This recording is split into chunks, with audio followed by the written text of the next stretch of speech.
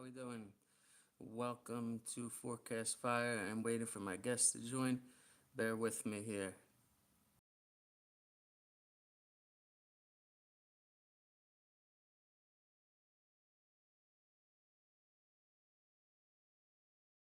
Because I want to talk a little about the Yankees. Here we go. Hey, You're there. I'm here. I'm going to go in front of the Franzino picture. There we go. Yeah, you know what? That'll be a great way to start the episode. Let's talk about the Frenzina picture. I think I remember some people on there. So what this was? Does it say the year of the roster on that? You're sideways there. Let's see. Put your phone the way you would hold it when you're speaking on it. What's that? Put your phone the way you would hold it if you were holding it next to your ear, instead of spin it. Okay, I don't know if I can get it.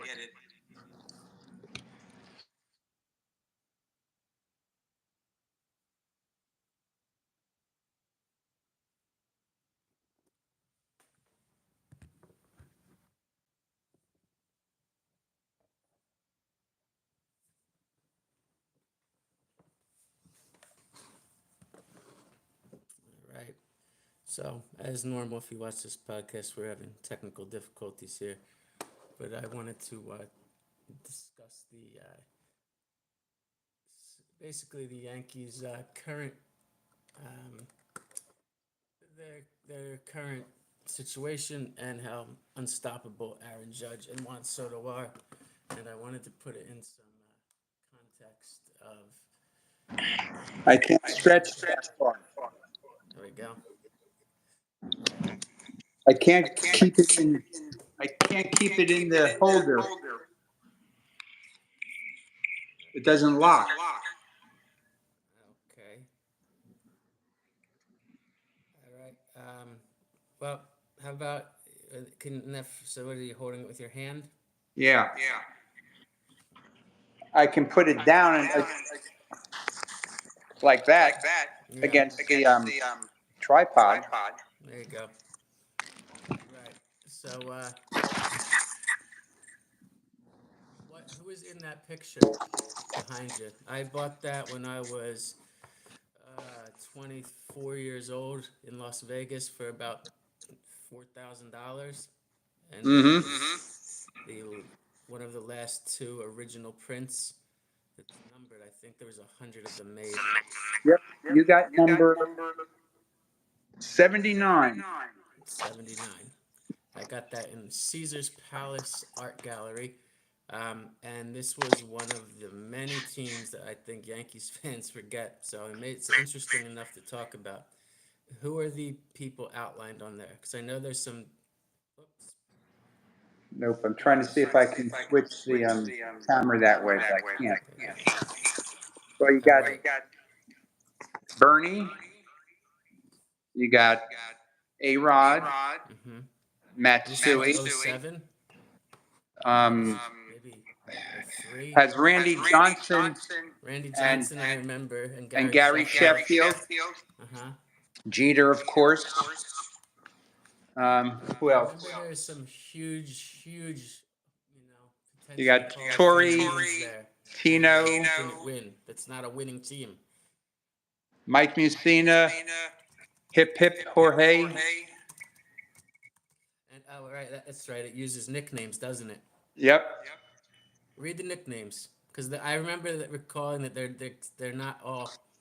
Hip Hip Jorge. I don't remember. I don't ever remember. Gary Sheffield. Chef's cooking. Yeah, no one says chef's cooking. I know. Tino Martinez, the Bam Tino. Well, that's a John Sterling thing. Jeter is the captain. Mike Mussina is the moose. Okay. Randy Johnson, the big unit. Matsui is Godzilla. Mm-hmm. Rodriguez is just A-Rod. Okay. Bernie Williams is Burn Baby Burn. So that's the 2005 or the 2006 Yankees. I'm guessing that it's the 2005 Yankees because, but it really could be either, depending on what time of the season we decided to make that. And the greatest one is Mariano Rivera, Enter Sandman. Speaking of that, do you know the topic that was trending for a big part of last week? No, what's that? It was of course sparked by Judge's performance as of late, um, and how. I mean, I told you this on one of our first podcasts. I remember being in North Carolina golfing with you the day Judge came back, and Mm-hmm. that week he started hitting home runs immediately. He had 39, played 103 games, and that pace is about a record-setting pace. That's a close to a 60. He didn't bat what he's batting this year, but he's hitting 40 home runs in 100 games about, which would Yeah. be in 150 games 60. And Actually, he had 44 in the last 90, but now we've gone a week ahead. He's up to 51 mm-hmm. in 106 games or whatever, 107.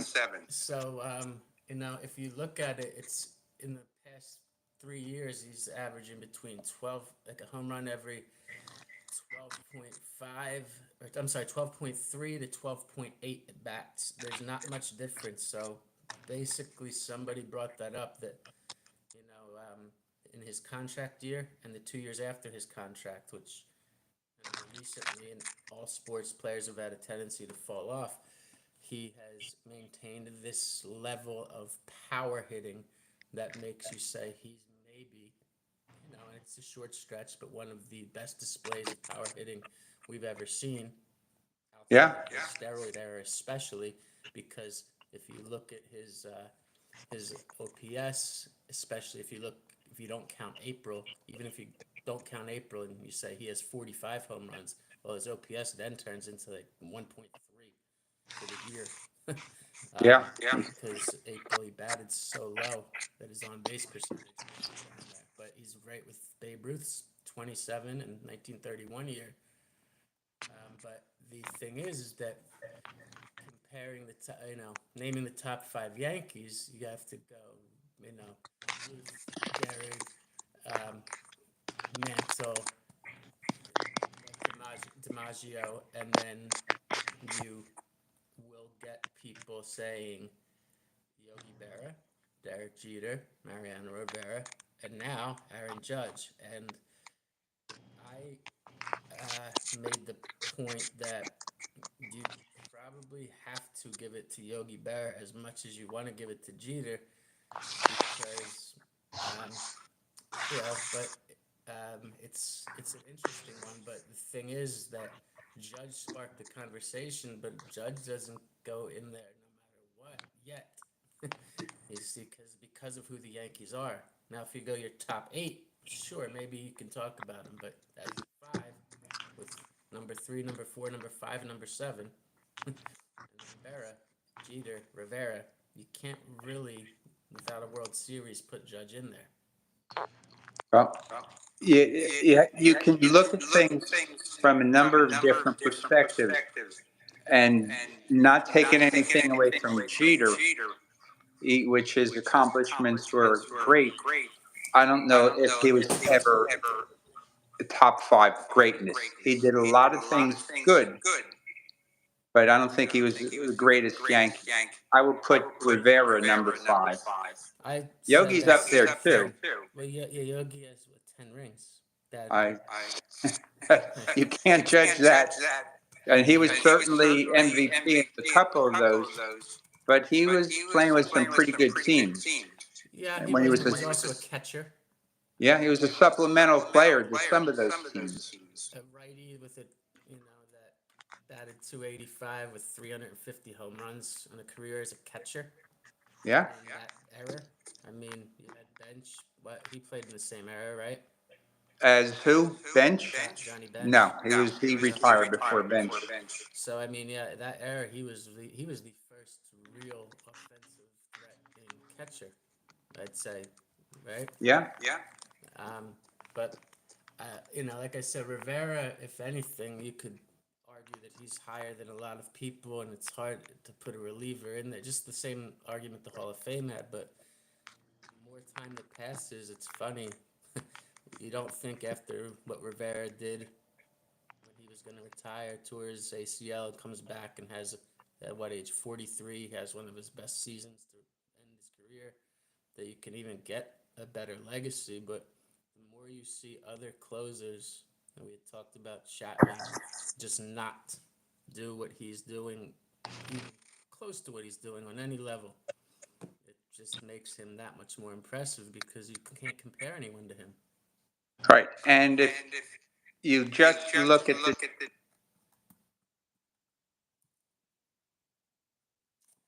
Mariano Rivera, I like. I can't argue. I like the discussion. It's trending, and I thought it was ridiculous when I first heard it, but I like the discussion. I'm sorry, I don't know.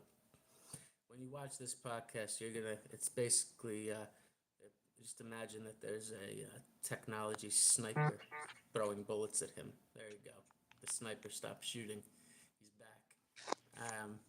But yeah, I was gonna say I when I first heard this discussion, I thought it was stupid, and because how easy it is to go top five, and then I, you know, came back to Rivera and how,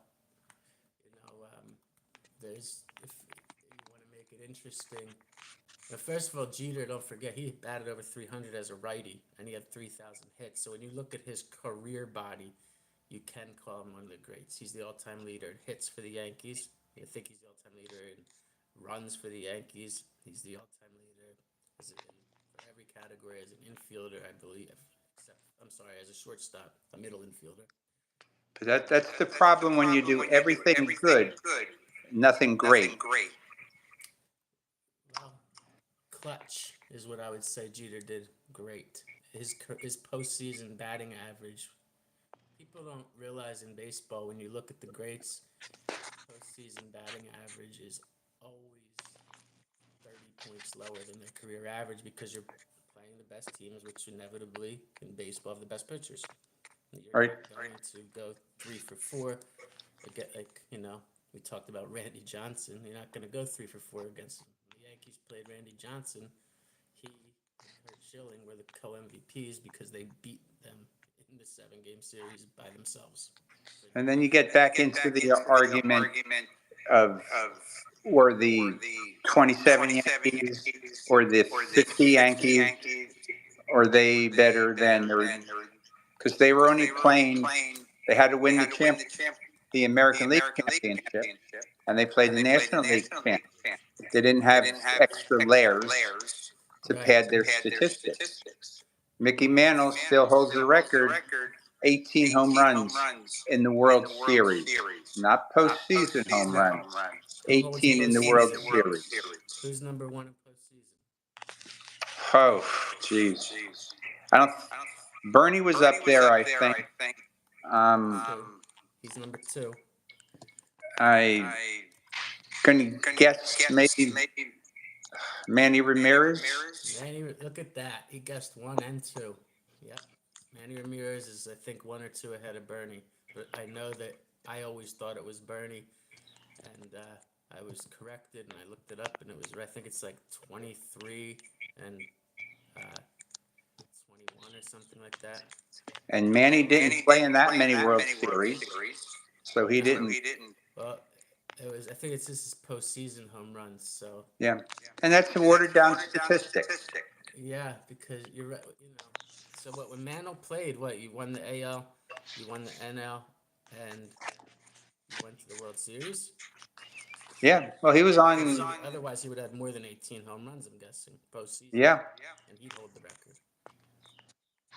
But World Series home runs were not as prevalent as they are now. And I don't know how many World Series that Mantle was in. I could probably go back over the years to count them, but I would. Because of what you said, that's one of the things, just like wins in baseball, and it'll never be touched the record because the rules of the game and the way they coach the game has changed. I mean, World Series, because of the fact that there's, you know, three divisions in each league, three people win the division, and then there's two wild cards and a bonus wild card. You have six teams competing in each league. Right. So, I mean, Almost 50% of the teams. I hate that.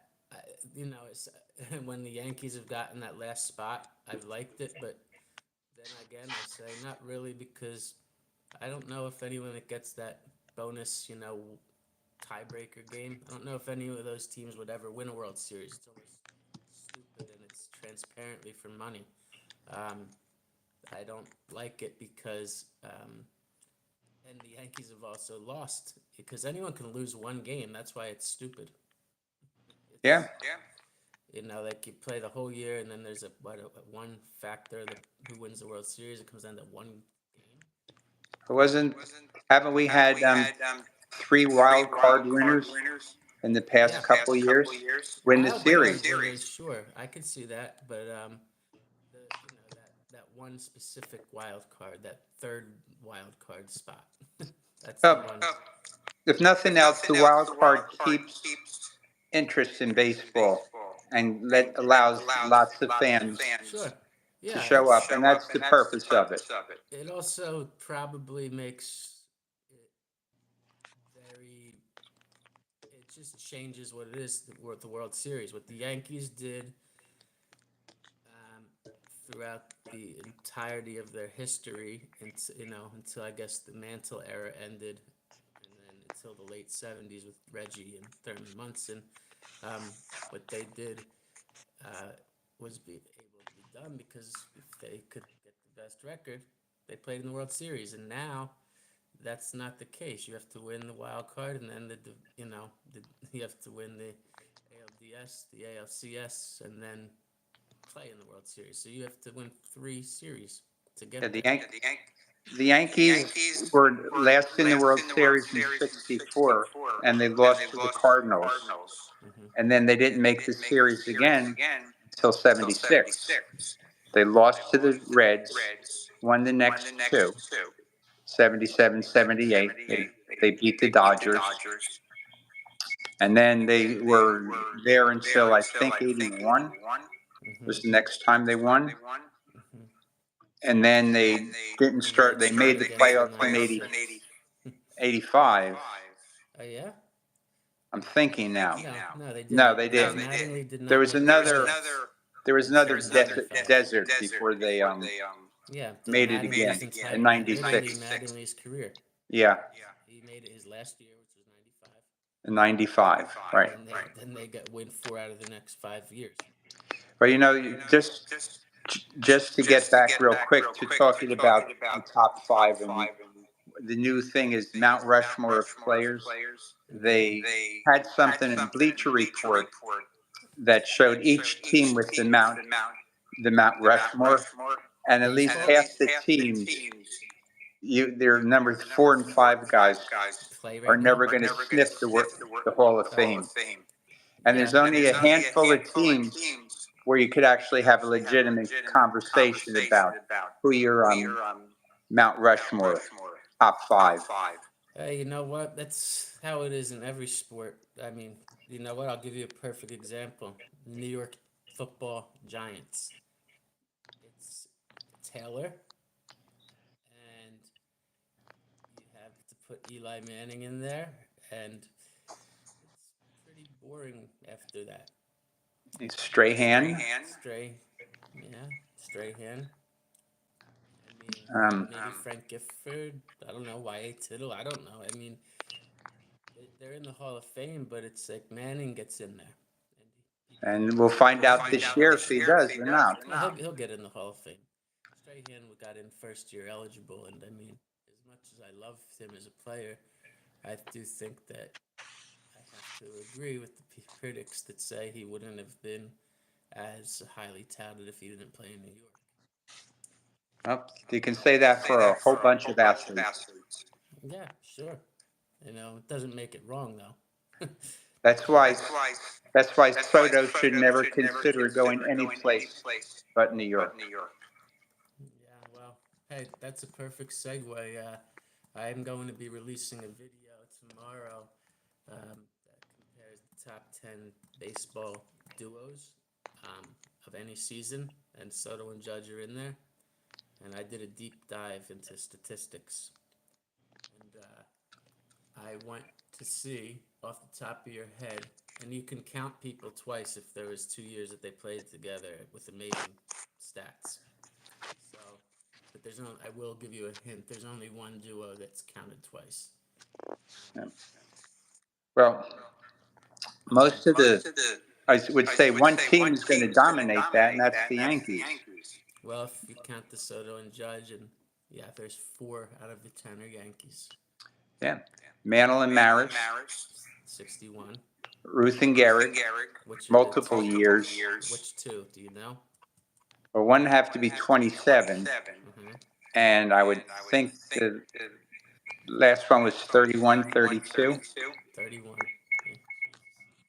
Yeah. I went back and pulled their stats for that. Let me read you. I combined them. I said, actually, you might not know this because I projected Soto and Judge for the year at their current pace. Judge will finish with 63 home runs, 160 RBIs, a 1.225 OPS, and an 11.9 WAR, which is crazy in Yeah. comparison. And Soto, 44 home runs, 116 RBIs, a 1.04 OPS, and a 9.4 WAR, which means, and I don't really use WAR a lot, but I do recognize when it jumps out. And to have the combined WAR be 21.3 with 2 players is special. You know why? Because when you take Ruth and Gehrig's 27.31 and you average them, Ruth's 11.5, Gehrig's 10.1. So Judge is a point and a half above Ruth, and Soto is 1.1. I'm sorry, is 0.6 below Gehrig. So you can argue that this year, and the only thing is that I'm using WAR. The RBIs are crazy. Ruth averaged 161. Gehrig averaged 171. I think, yeah, Ruth batted an average of 364. Gehrig batted an average of 359.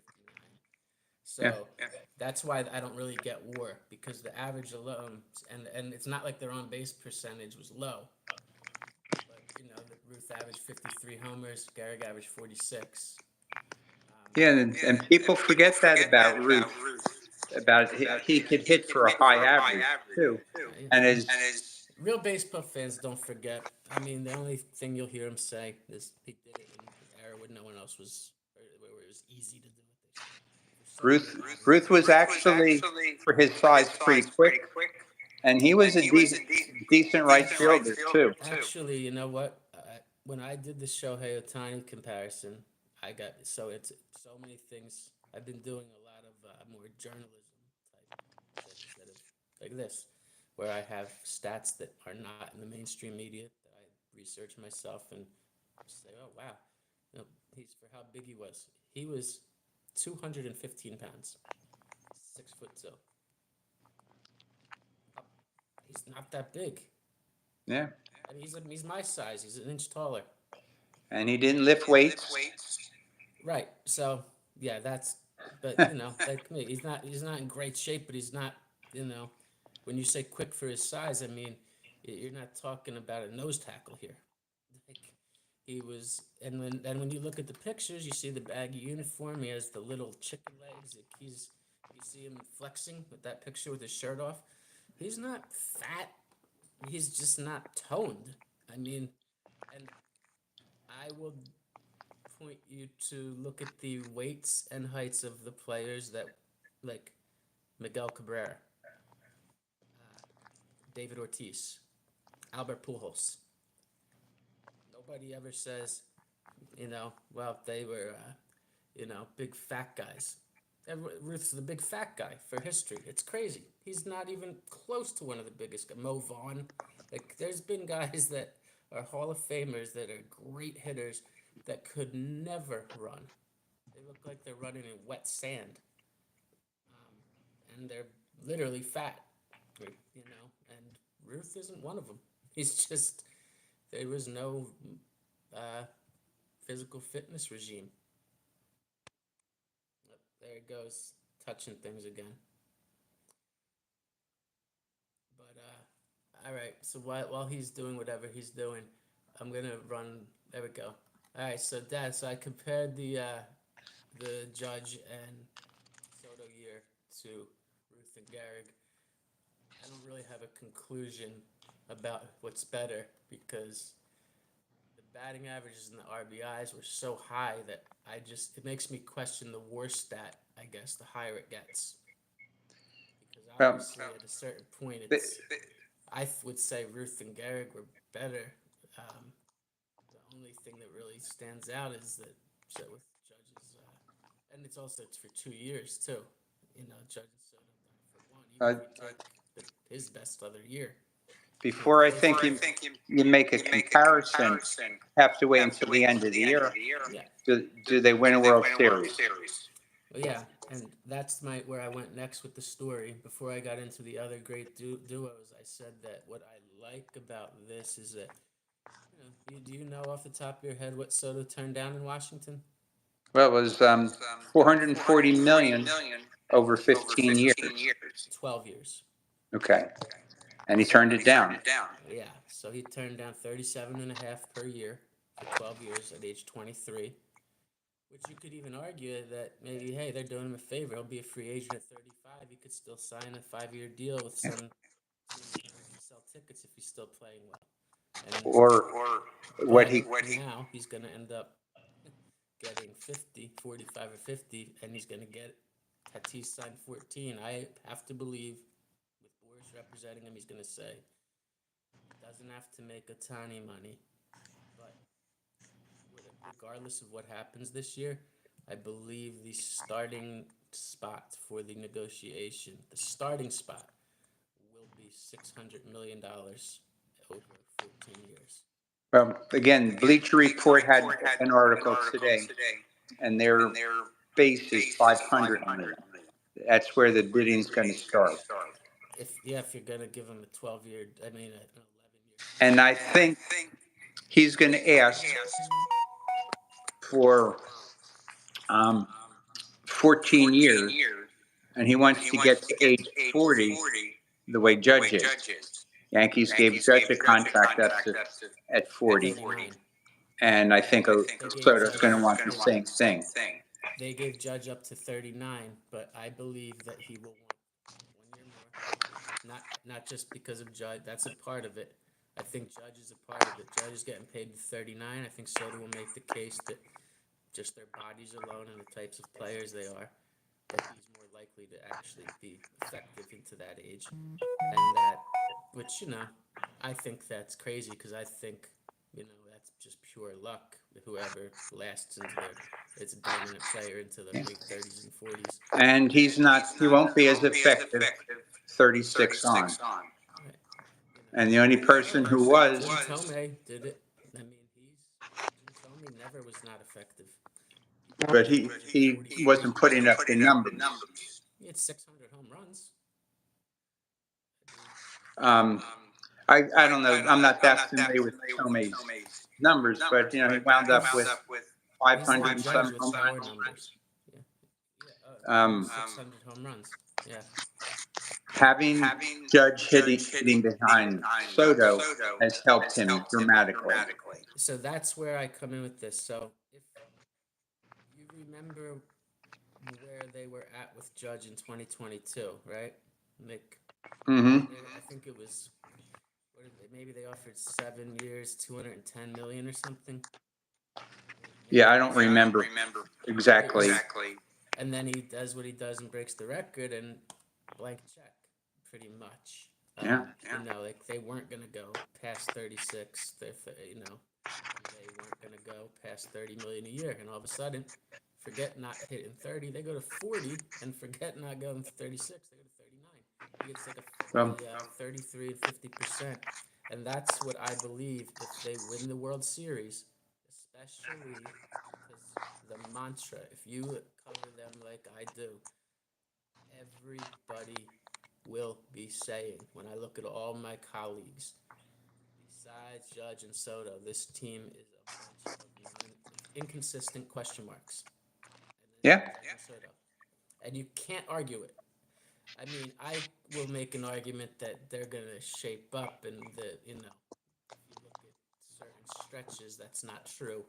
That's a very New York way to look at it, because you can always say, if the golden handcuffs on, we are the best team in baseball. What are you talking about? You can't have two players doing that, and our ace pitcher was out half of the season. He's back pitching like an ace now, and he's gonna pitch again tonight, and I'm gonna be at the game tonight and tomorrow, and Yeah. Good for yeah, you. well, they don't come to Washington that often, I figure. So Nationals don't exactly pack the house Well, they had a pretty good crowd last night.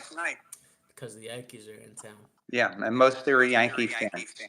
Yeah, and most of them are trying to see Judge hit home runs. Well, Practice.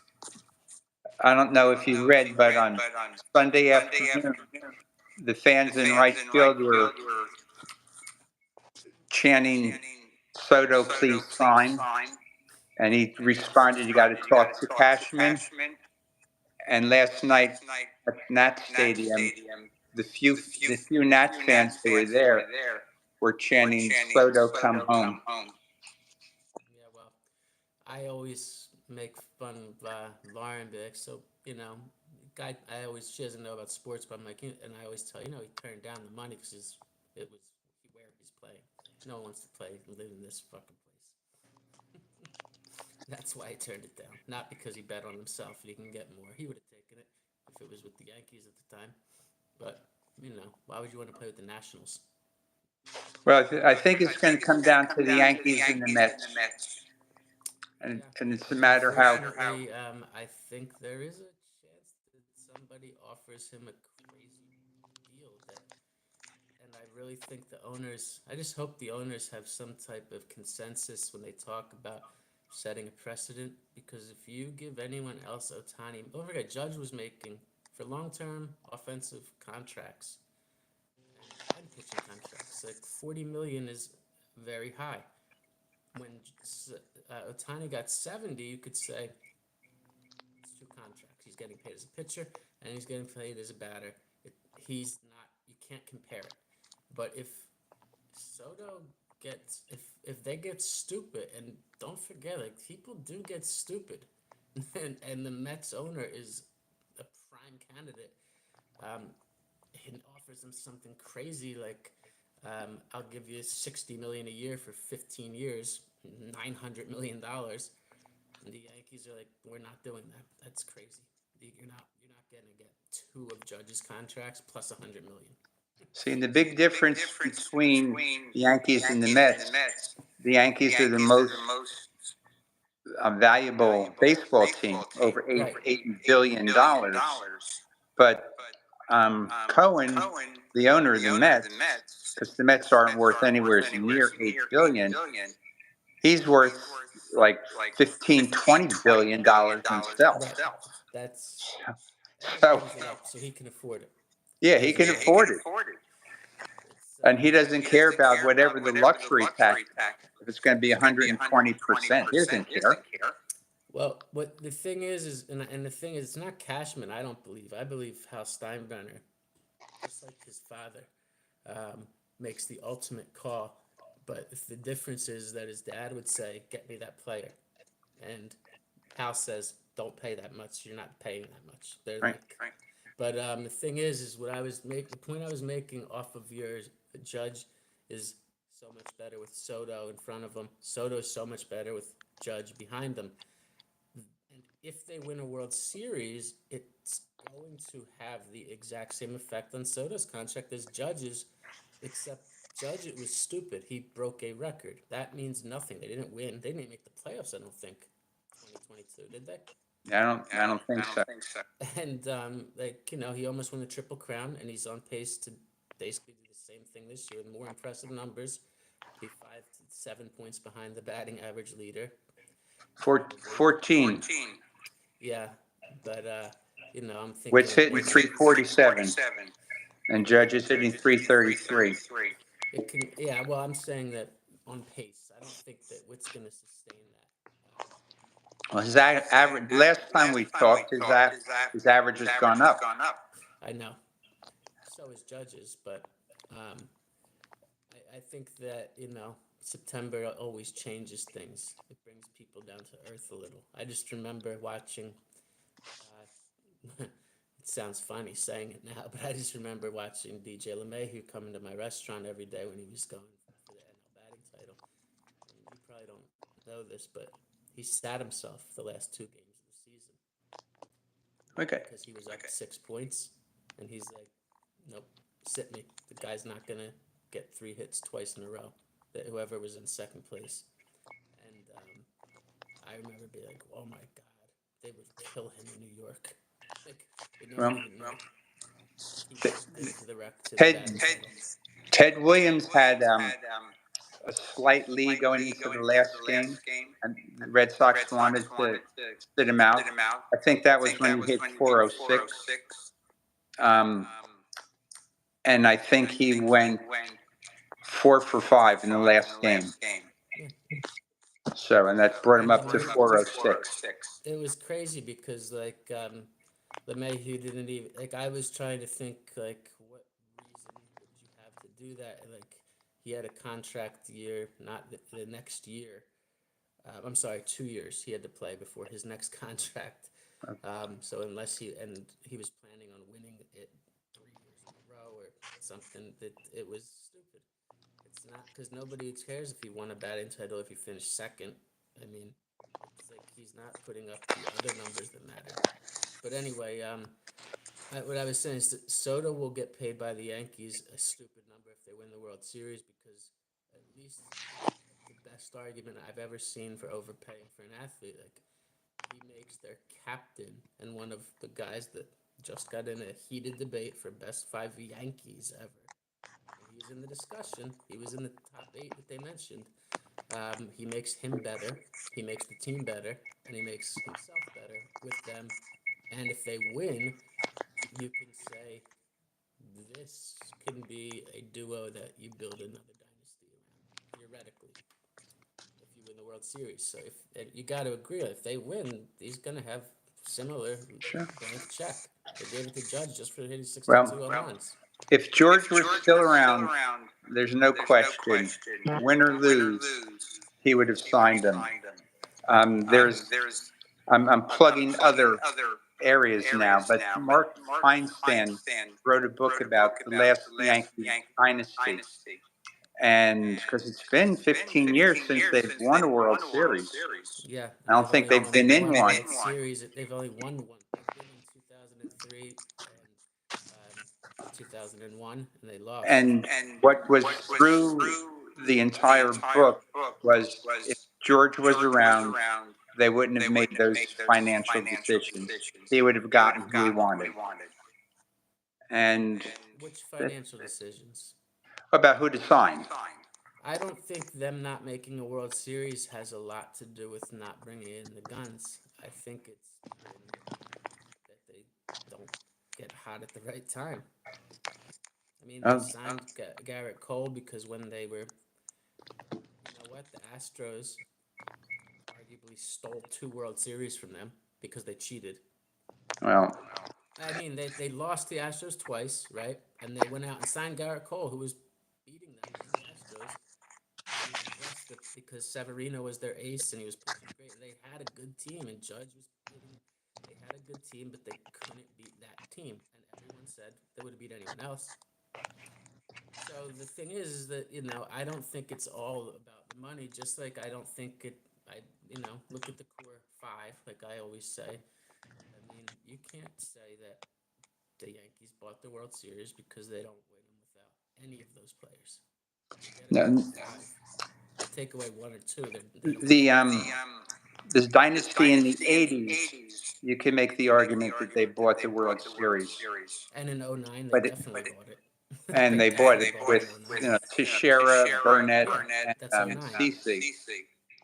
But all the other times they won because of their homegrown players, Yeah. and they supplement them with a pitcher here or there.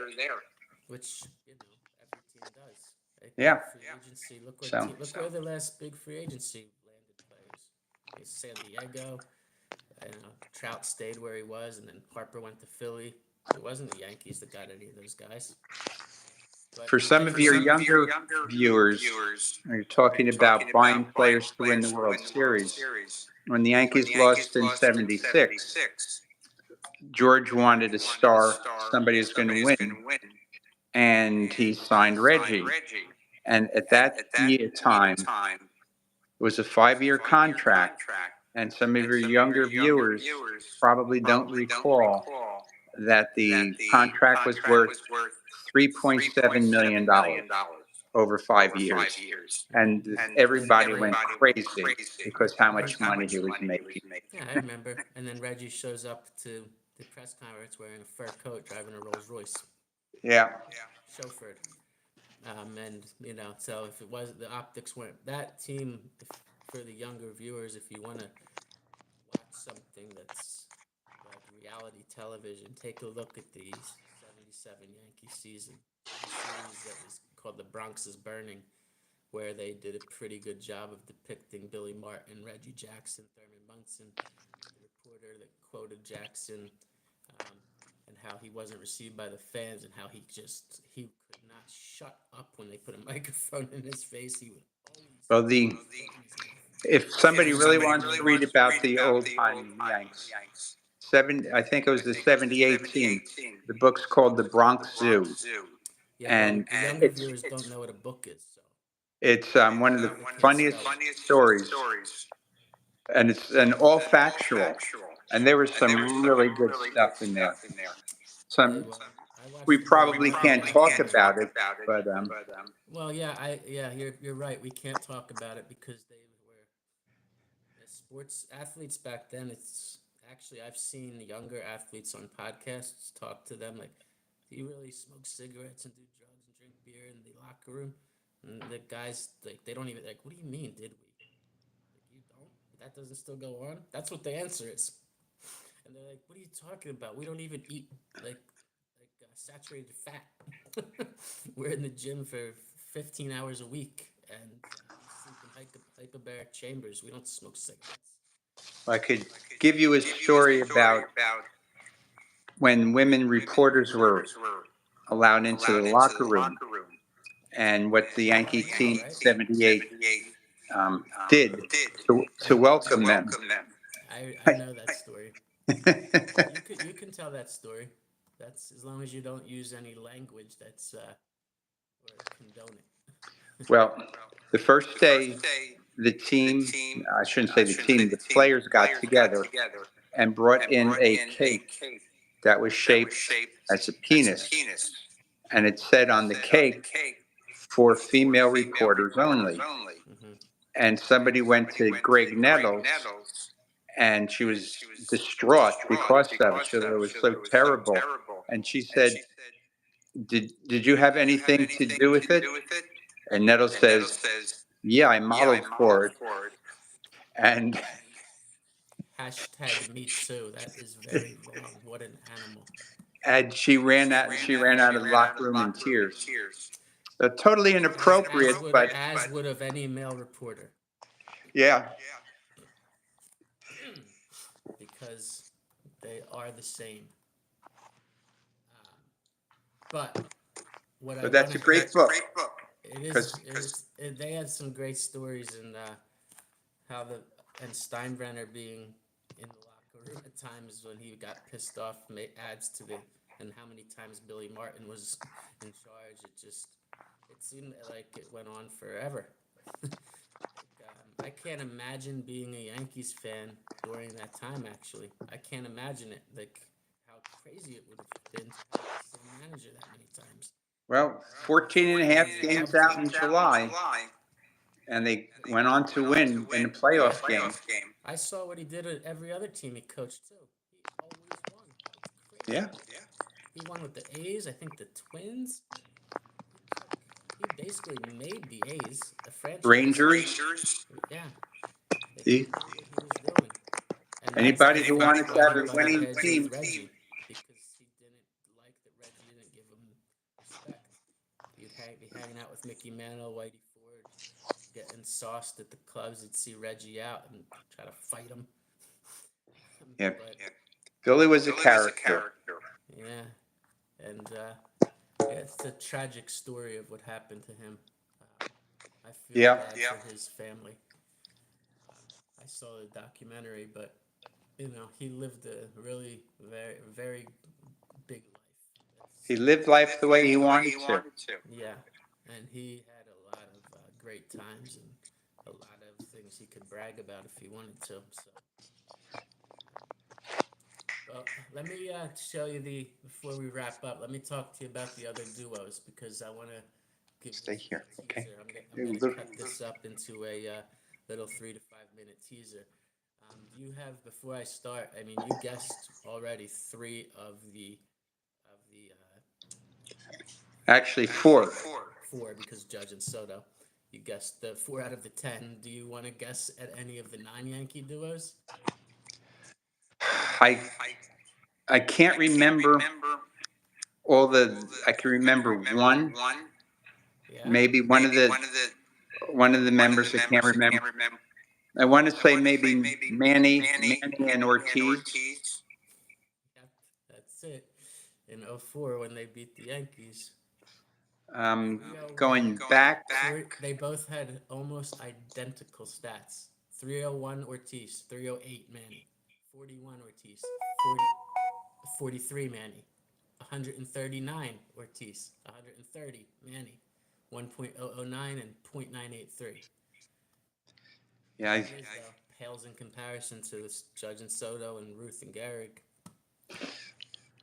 We didn't I'm talk trying to go about back. Maris and Mantle. Mays and McCovey. Not on my list. Mays certainly. It's I think though it's because of that ballpark. Because some of the numbers that jumped out at me, like doubles and triples, I think Mays hit like 27 triples or something in that 1 year. Trying to I think. thought it was a typo. Anybody from the Cardinals? Yeah, but um, the modern Pujols and somebody. Pujols and Edmonds. And Edmonds. Yeah, in '04. How about that? Wow. And it's funny. Who did the Red Sox play in the World Series in '04? Was it them? It could have been. Yeah. Because I have to believe when I see again Pujols, and Pujols is one of the guys. If you look at Judge's career and you want him to finish as strong as possible, you look at Tomei stats, you look at Pujols stats, and you immediately see Pujols started at 21, so Judge is at a disadvantage. But Tomei, he could be, and then Pujols also batted always what Judge is batting now. That year, he batted 331. He hit 46 home runs, 123 RBIs. Edmonds, 301, 42, 111 RBIs. And their OPS, 1.061, 1.072. How about Bonds and Dave Parker? No. I'm surprised Bonds and Kent didn't make the list because they would have made the list, except I won't put Bonds on the list. Okay, fair enough. It's too disgusting going from 40 to 70 home runs. He had like a 1.6 OPS 1 year, like in a 593 on base percentage. It was too. He was Jeez. so juiced up. He gained 100 pounds. Is Miguel Cabrera in there? Miguel Cabrera is not in here. No. There's I have a couple of Rockies that I don't think you'll probably get because it shocked me. I have a couple of Astros and Todd Hilton. And believe it or not, he's not. That's the thing. It's not my buddy either. It's but you also don't want to. You don't want to ruin it for all your viewers. So keep it. yeah, Keep it where you have it, and let them guess see what they when you post it tomorrow. Yeah, that's not a bad point. I've teased them enough. Yeah. And they do have two teams that are over. One that's about 30 years old. The guy's got a 25-year-old team, and he got a team that's 75 years old remaining. And we'll get into 61 Yankees more in depth because that was also a year that they made a movie on. That was very odd. Again, something I can't imagine as a fan. Like booing the guy that's breaking the record because you love the guy he's going against so much. I can't. Like, just doesn't make sense to me. Yeah. And it's funny when you look Well, at Mantl's stats that year; they are so much better than his, just because the batting average alone and the fielding. you're gonna go out, don't you, puppy? Like Maris had a 6.9 WAR, Mantle 10.5 that year. I mean, the home runs and Maris was above him, but everything else, Mantle smoked him. Yeah. Well, I look forward to seeing it tomorrow. Yeah. All right. Okay. Sounds good. And hey, I'll send you. Did you see the clip of Judge hitting his 50th and 51st home run I did. Yes. with Sterling? Yep. Yeah, I did that, and I tried to get Michael Kay to and Susan Waldman and Craig Carton to retweet it. Nope. They don't want to give me. They wish they thought of it. But then I see the next day that they might bring Sterling back to call the playoffs. Yeah. So maybe that's three innings, I think they're talking about. And you can't rule out that I had something to do with that decision. Well, Reminding everyone. they should give you credit for it. Yeah, well, I won't hold my breath. Well, your viewers should give you credit for by passing it on to their friends. They definitely should. Everybody that's a Yankees fan, you did appreciate it when you saw it, right? You're like, oh wow, that's fun. And it took me a lot of time to cut that audio together and sync it up because that is not easy. Well, I could pass it along to my accountant, but he couldn't see it. Yeah, blind accountant. Okay. All right. We will talk to you soon. All right. Take it easy. Okay. Take care, everyone. Thank you. Don't forget to subscribe, like, and share this video with Yankees fans. Thank you.